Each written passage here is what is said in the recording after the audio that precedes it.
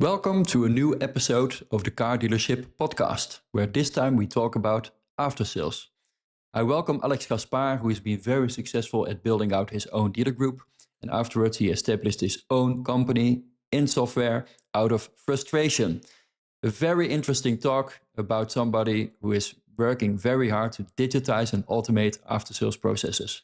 Let's head straight into the conversation.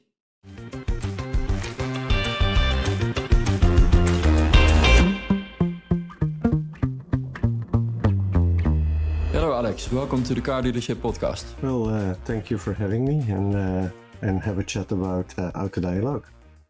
Yes, a chat about after sales. I think it's also a very important topic, and glad to have you here. So, can we start by asking who is Alex and how did you start in the automotive industry?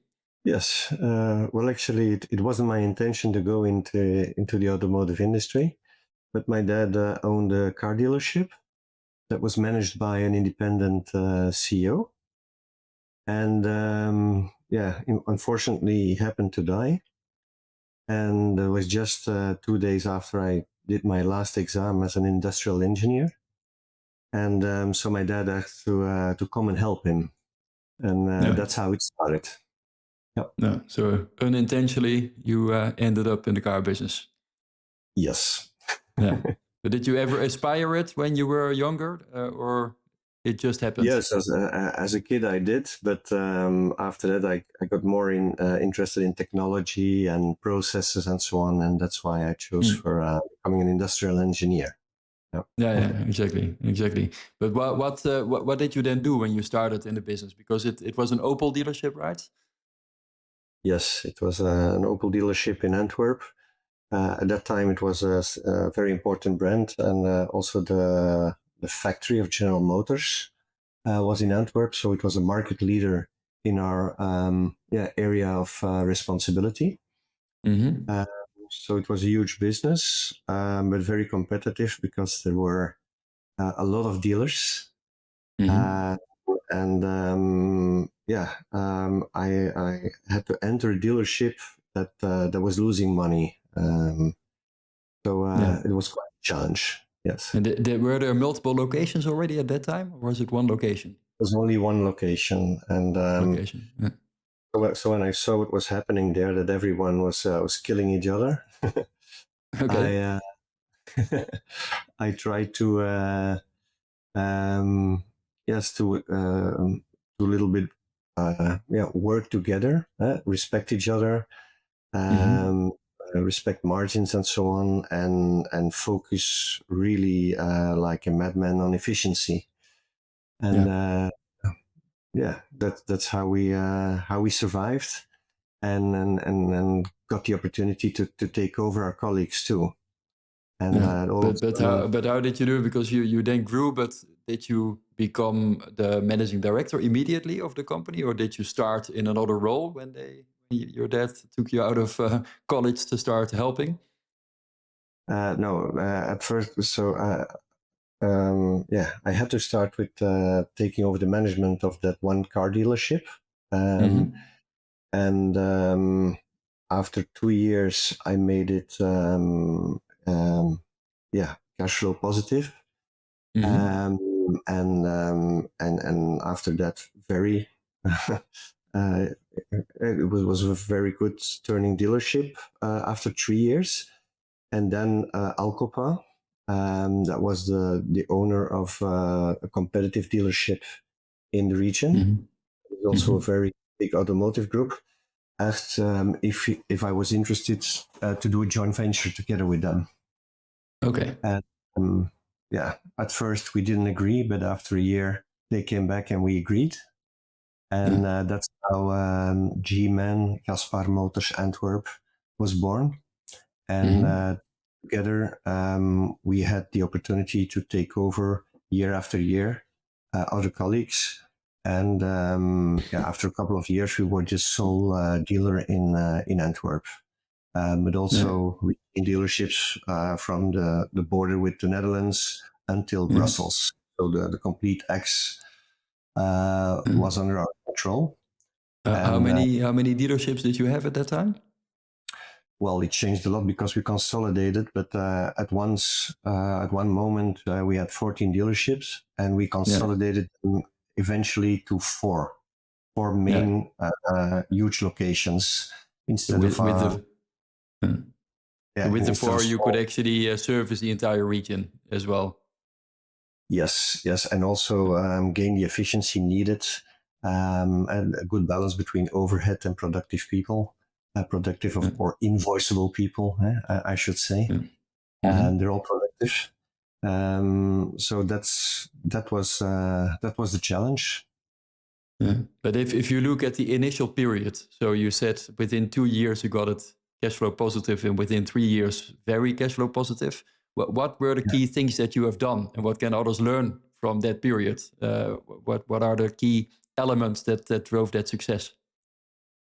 Well, actually, it's turning around cash. That's Hmm. the more you can turn around the cash you need, the more profitable it is. And therefore, in sales, we needed to have a platform where we could sell easily our inventory.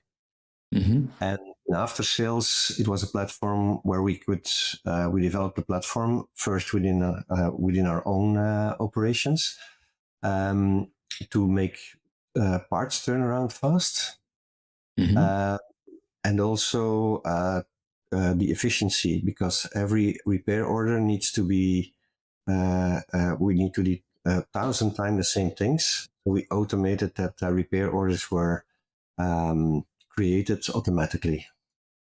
Yeah. Within That's your what. DMS then. Yes, it was a Yeah. platform outside the DMS, but Hmm. the result was a repair Okay. order in the DMS. Yeah, so the logic was out of the DMS, but the result was in the DMS. We got a fully created repair order with all the. So if a service advisor in site A or in site B made an offer, it Hmm. was exactly the same content and the same price, and that's what I Hmm. wanted. And Yeah.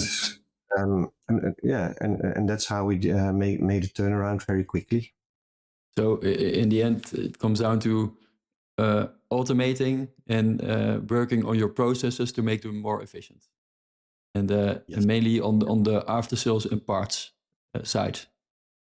yes. So the process for the mechanics, service advisors, and turnaround of Hmm. parts inventory. Yeah, yeah. Exactly. Okay. And if you look at the sales side of things, did you also adjust things there? Yes, absolutely. We had a concept that was called stock deals. So every Hmm. time our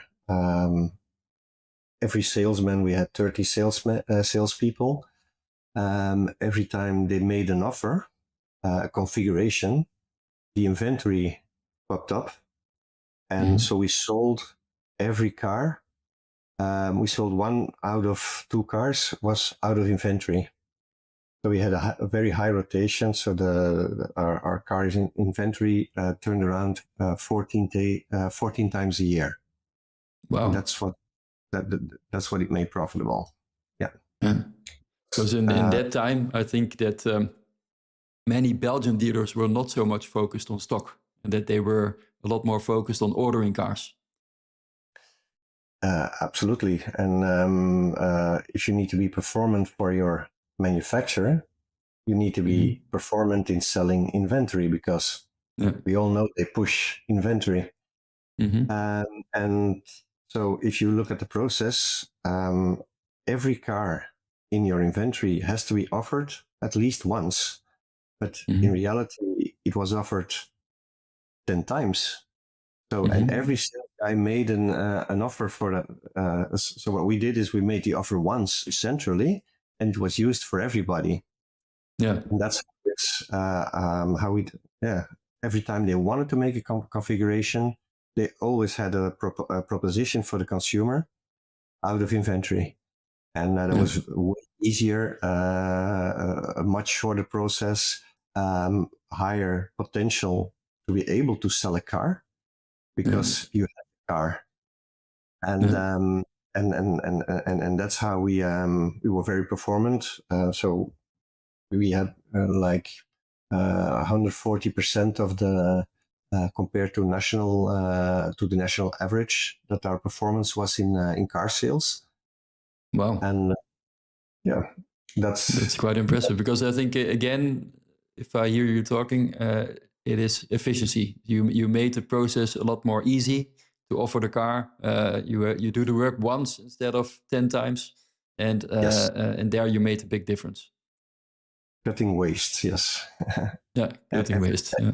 Cutting waste. That's what we are focused on, and maybe it's also my background as an engineer that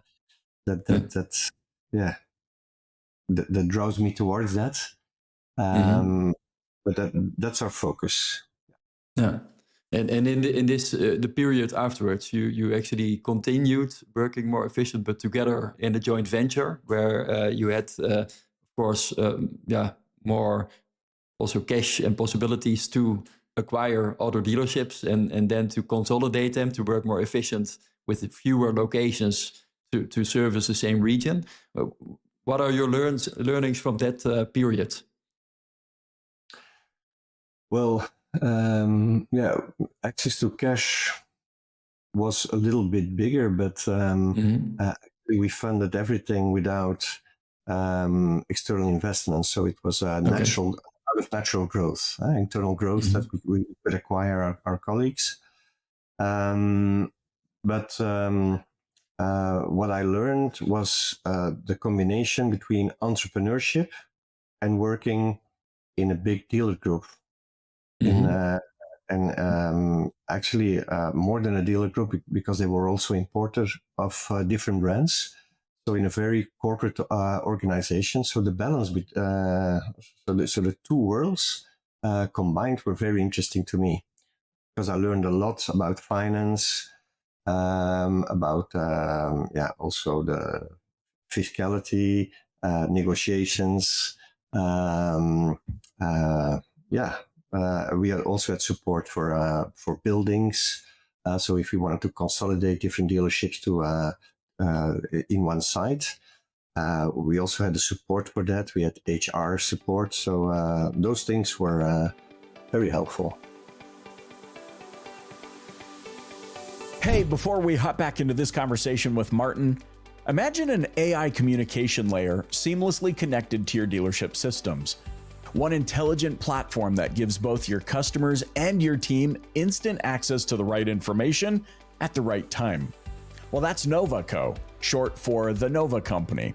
At its heart is Nova, the AI model behind it all, inspired by the Nova Star, bright when needed, invisible when not, just like a good assistant. On your website, Nova appears as the orb, a glowing, breathing chat bubble that invites customers to ask anything, anytime. But Nova is more than a website assistant. You see, with Nova Companion, she supports your team internally, answering questions using brochures, price lists, stock data, and more. Just instant answers for your team, saving them time and helping them focus on the customer. And with Nova Messaging, she connects with customers on WhatsApp and other channels, managing service updates, follow-ups, and appointment reminders, all in one professional flow. It's pretty cool.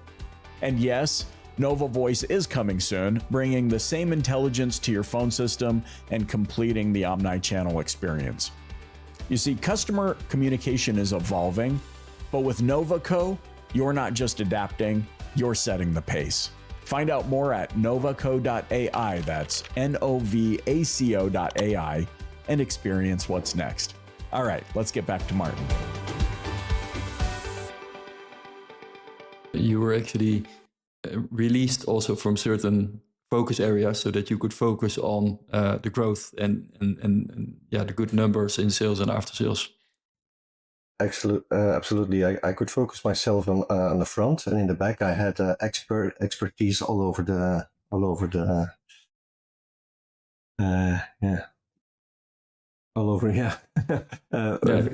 in every department, all over the departments, there was expertise.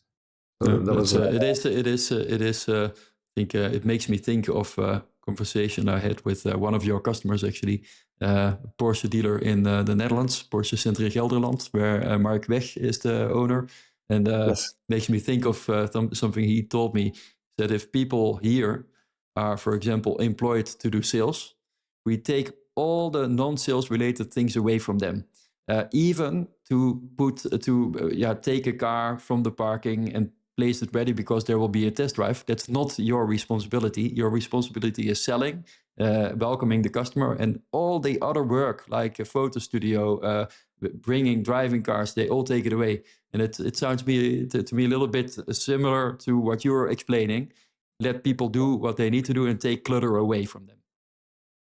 Yeah, exactly. Yeah, Yeah, and that was yeah.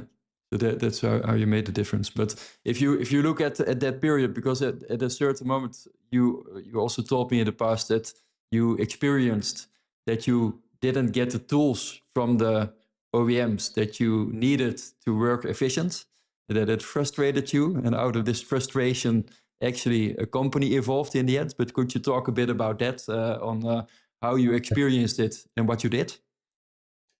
Yes. As a car dealer, I noticed two trends were going in the wrong direction.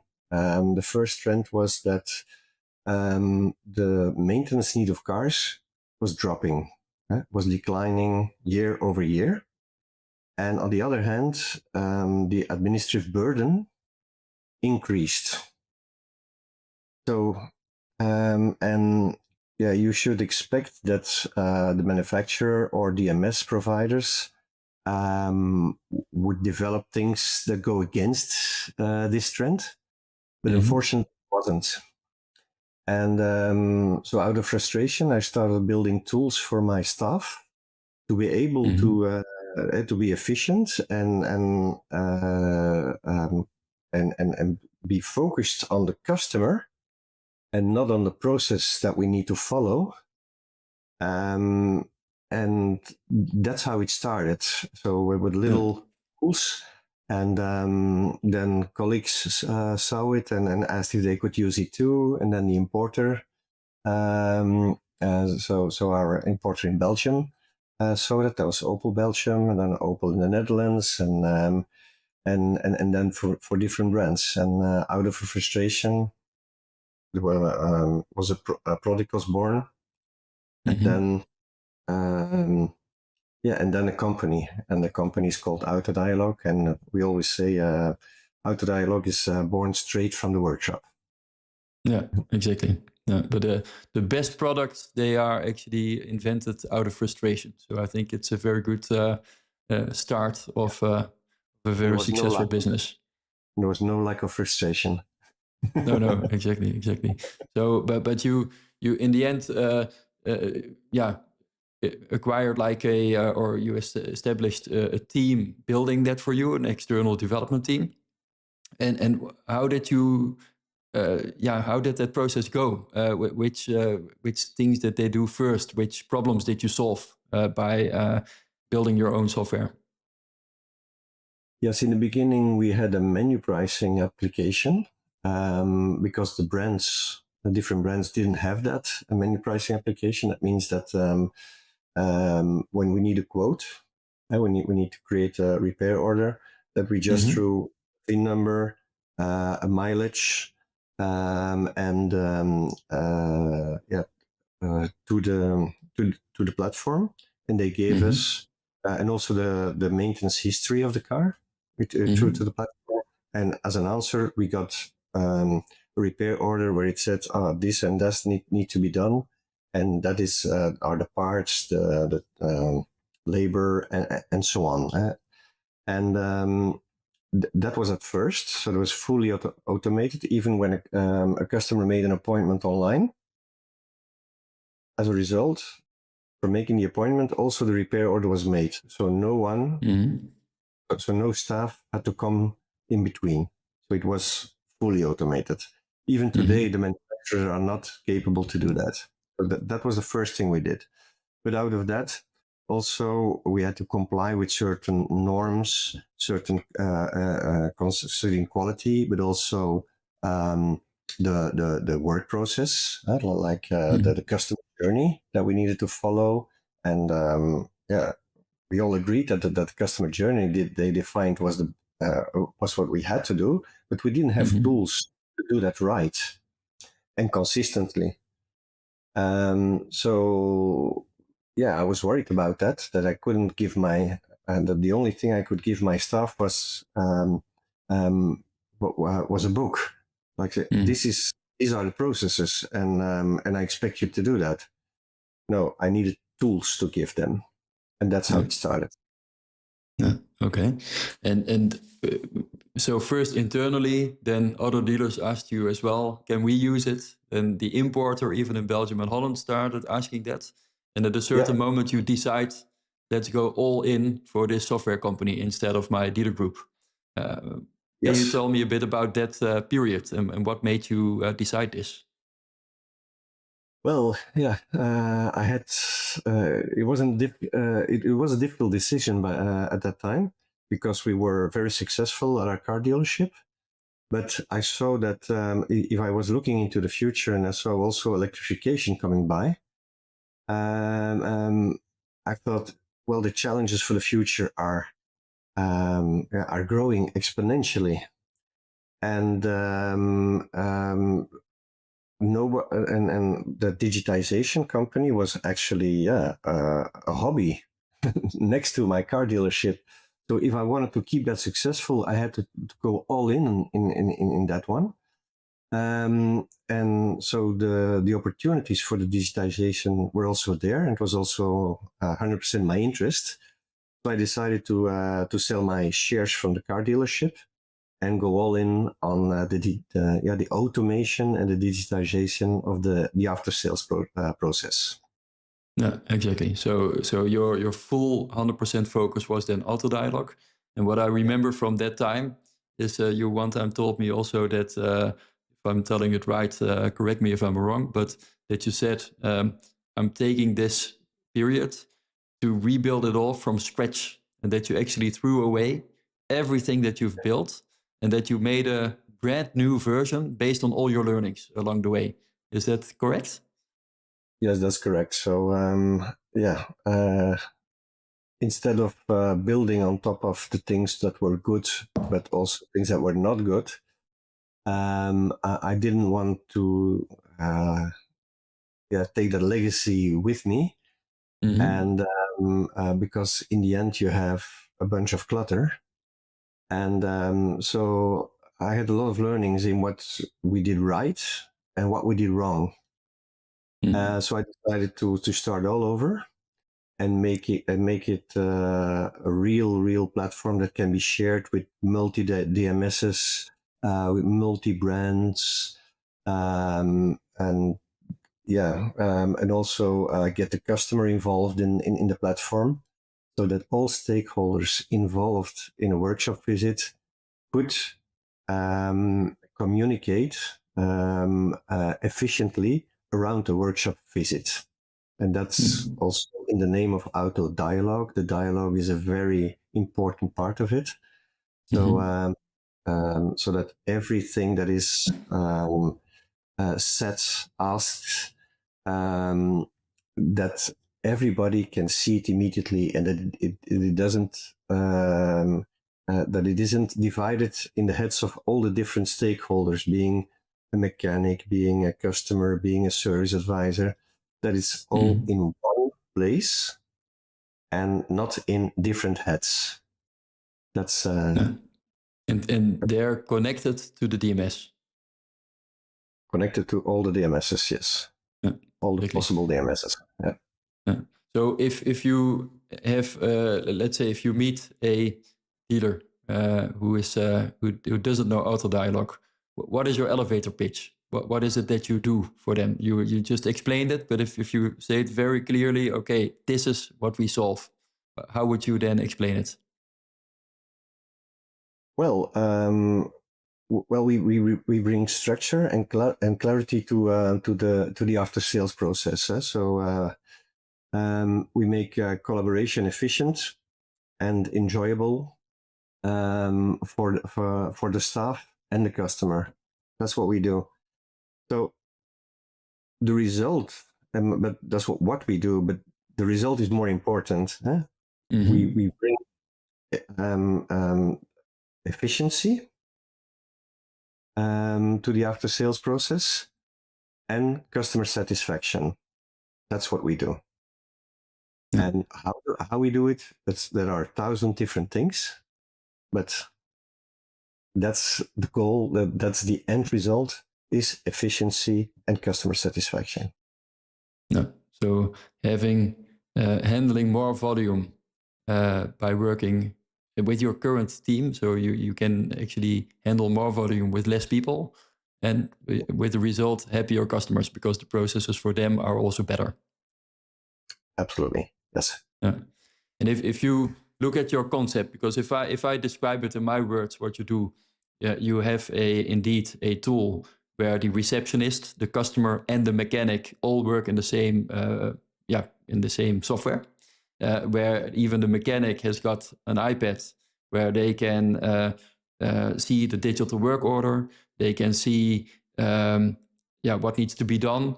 If they spot additional work to be done to a car, they can take pictures with the iPad, even not describe it with text. They can just describe it in their own words. And I even believe here we have many mechanics who are actually non-Belgian, who can even in their native language describe what is wrong with the car, and it will be translated to the receptionist and towards the customer, so that the customer gets, it's very easy for the mechanic, and for the mechanic doesn't need to go to the reception. The receptionist gets it translated and can request an approval automatically from the customer.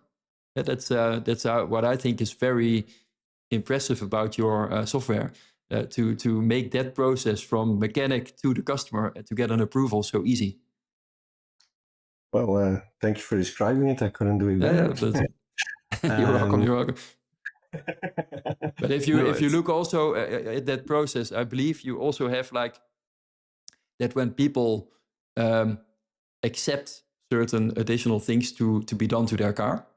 I also believe that you make the process from fetching your car again, of picking it up again, more easy because they've already, for example, paid before they pick up the car.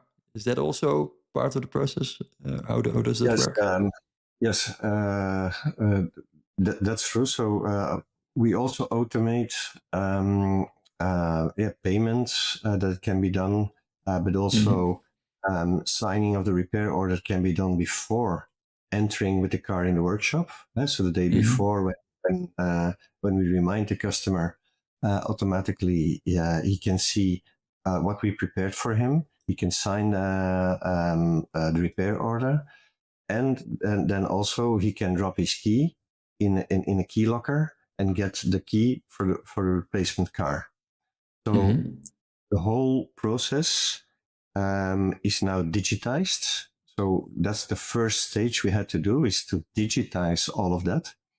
And the second stage we are now entering is automate the process, because the challenge for the future is way bigger because of electrification. For example, one of our customers is a very proactive dealer in the Netherlands, and he wants into the future. So what he did is he said, I'm going to Norway. And Norway, their electrification, BEVs, so battery electric vehicles, sold per year are above 90% now. So the car park must be, I don't know, around 50% or more now electric. And what they saw is that for to have the same revenue, they need 3 times more throughput of cars through their workshop. And in Norway, they are not prepared for that. So, because the evolution went too fast and it's chaos all over. And they said, we want to be prepared for that. So we did the first stage with AutoDialog to digitize the after-sales process and to help our staff to do it Mhm. right, good, to do it efficiently. But for what is coming, we can't put extra staff to into the process. We need to put automation into the process, Yeah. and that's what we are doing now on different levels. And examples are intelligent planning. That sort of the planning is done automatically by an AI, but also that the staff will have an internal assistant who can watch over the process and help every service advisor um, uh, um, to say, you need to look at this. Now you need to do this. Or, okay, if I make an offer to this customer and so on. So actually giving superpowers to the staff that's already there today. So we need to give them superpowers to be able to conquer what's coming. And that's what we are doing now. And with the first stage, so we needed the first stage, that's the automation. Without automation, digitization, you can't start the automation. So now we are entering the stage of automation. Yeah, very impressive. And it's, I think, good advice if you want to have a look at the future. Fly to Norway and have a look, because that's the future. So, and if I also summarize it right, your objective is that those dealers here can handle 3 times the workshop volume with the same team size. That's Where is that? That's a challenge, and we one way or another we need to we need to make that happen. So that's our absolute focus, and it's because we want to anticipate for what is coming. So well, impressive. Good luck with that. And if you look right now, you are active in the Benelux region. Are you planning also to broaden that into multiple markets? Yes. We are now. We still have a lot of potential in Belgium and the Netherlands. We are also entering Luxembourg now, and we have demand in the Czech Republic now, but also different countries. France is starting. Germany is starting, and maybe we need to follow also our customers today who are active internationally. So we also get opportunities for that. So yes, for sure. The next phase is to step out of our markets, Belgium and the Netherlands. Yeah, exactly. And you mentioned the AI part. So you are currently going to create an internal virtual assistant inside your software to guide people. We also work together with you with AutoChat, so that people who actually book a workshop appointment through a chat, that it's also connected to AutoDialog, and the workshop appointment appears in your system, so that you can fully automated create a digital work order. I think that process is working very well, but also that now we're going to connect with your digital work order itself, so that people can also ask questions about the status of their workshop appointment. So I think it's also, we're really happy with you as a partner to improve and broaden the possibilities for both the customer and the dealer. So I'm very excited about what we'll also do together in the next months and years. Yes, the excitement is also on our side. What I think you're doing right is to have a conversational tool for all the departments of a car dealership, and congratulations on the evolutions you're developing now, and I'm especially excited about Nova also, and the new assistant. I think a lot of possibilities, and it can. We have all the data. out of the different systems together. And if AI will, if you want AI to work efficiently, they need the knowledge. Huh? Mm-hmm. So the knowledge, if it's in different silos, it will be difficult. So we have them in one container, and that's how we can we together can make it a success. So I'm very excited about your expertise in AI for years now, and that we have the knowledge to make the AI work. Yeah, exactly. I think that it's logical that every supplier of different kind of software, after sales, in sales, they do something with AI. But the problem is they're very often indeed in their silo. And that means if you are working customer facing, I really believe in this layer, the AI layer, that's actually integrated with multiple silos, so that you have one tone of voice towards the customer, no matter what they are asking. And and what we now do with Nova, so Nova will also be available for AutoDialog customers in the near future. So we will have that ready, I think, in about 4 weeks from now, that we can launch Nova for AutoDialog. To explain the listener a bit what that is, Nova is a name that we now chose for the new virtual assistant. We also, of course, gave it a meaning. It's a Nova Star, but the meaning that we give to it is new opportunities through virtual assistants. So also that's the Nova meaning. And what we mean with new opportunities is that when you book a workshop appointment, also with connecting to AutoDialog, very often you have, of course, these workshop widgets. We do it then in a chat form, but it is based on the Google AI. So we ask the same questions that people ask in a widget. So it's just a conversation, but in the end, the process is similar. Yeah? And what you see is that many people are in doubt about what to choose. So they actually stop with their booking along the way because they have some questions or they have some doubts. So they start dialing the dealer.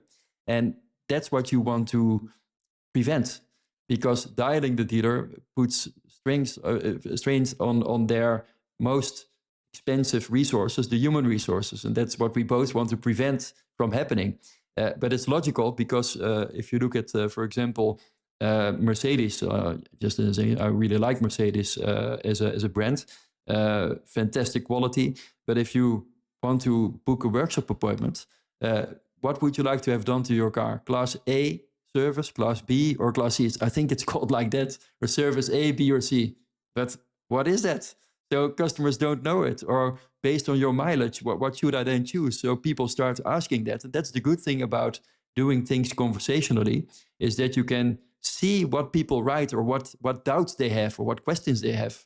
And based on that, we are indeed building Nova, where people who ask these kind of questions during the process get an answer from the AI. And they will say, this is the type of service your car needs. And if people ask you, but what will then happen to the car? This is what will happen to the car. So you take all those doubts away and answer the question. So I'm very curious to see what will happen as soon as we launch it with AutoDialog. Will the conversions increase? Which I expect, but of course, it's always theory until you start doing it. But indeed, also taking call reasons away by the implementation with your digital work order and proactively informing customers of the status through WhatsApp, for example. That's something that will be possible. So yeah, a lot of things to try, and I think that's also the right way forward. Try and see what happens, and what happens to the efficiency at the dealership, but also for the efficiency for the customer of the dealership. So we'll see. But it is a process of trying and improving, and sometimes we think it goes slow, but if we look back 1 year or 2 years ago, what we did and what we do today, what a difference! But also a difference for our customers. What the world has changed. So they all work with ChatGPT. They all work so they expect intelligent answers. They don't. So we need to provide them at speed, correct, with the right tone of voice. Because if you don't, you're not there. So it's a matter of doing.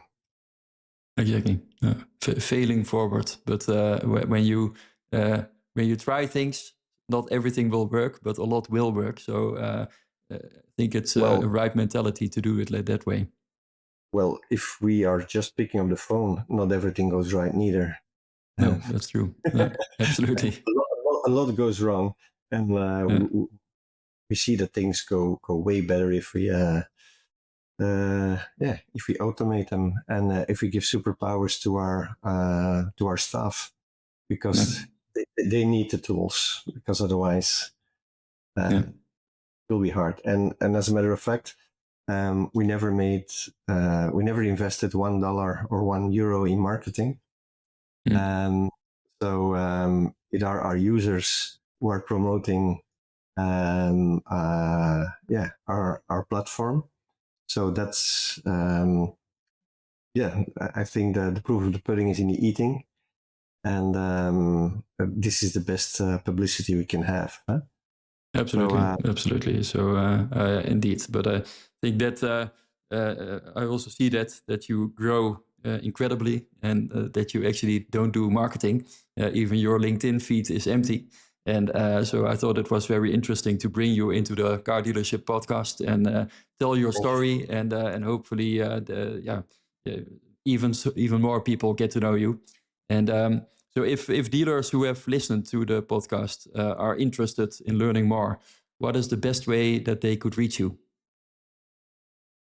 Well, they can just go to the website autodialog.com and fill in a classic form still.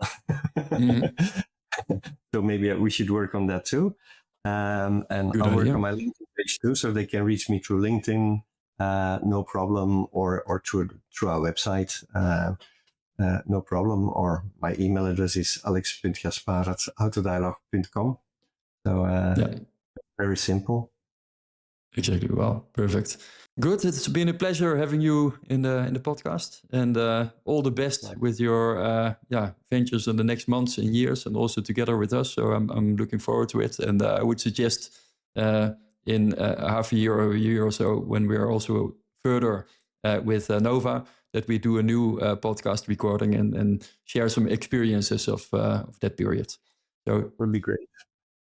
Thank you for having me, and especially the tip to upgrade my LinkedIn page. But the growing without marketing is impressive. So I think you can better focus on the product than on LinkedIn. So compliment to you, and again, thank you for having you, and wish you all the best. See you soon. Thank you. Yeah. Bye. Bye, Alex.